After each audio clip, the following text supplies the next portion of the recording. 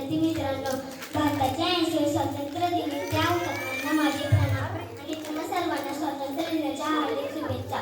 अस्पृश्य समाजातील लोकांना पाणी भरू दिले नाही म्हणून ज्यांनी विहिरीचा राडून मोडून टाकला होता ते महान व्यक्ती म्हणजे समाज सुधारक अण्णासाहेब भाऊराव पाटील होते. लहानपणापासून त्यांना अन्यायाची चीड होती. अस्पृश्यतेबद्दल मनाला राग होता. शाळेत असताना एक अस्पृश्य विद्यार्थी वर्गाबाहेर शिकत असल्याचे त्यांनी पाहिले.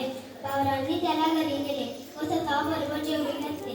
पोपटपंची शिक्षण मिळायला नको आहे म्हणून त्यांनी 6वी ते शाळा सोडली व सातारा शिकवणे सुरू केल्या. पाटील मास्तर म्हणून ते ओळखले जाऊ लागले.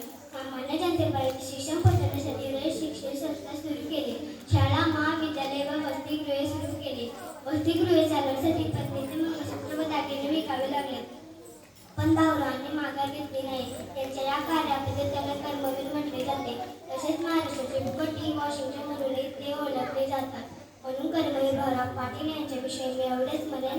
अनाथ जीवा सदा लाभले मातृ हृदयी तुमची माया, अनाथ जीवा सदा लाभले मातृ हृदयी तुमची माया, दीन दलितासाठी आणला तुमची निर्ली चंदन काया, दीन दलितासाठी आणला तुमची निर्ली चंदन काया. जय हिंद.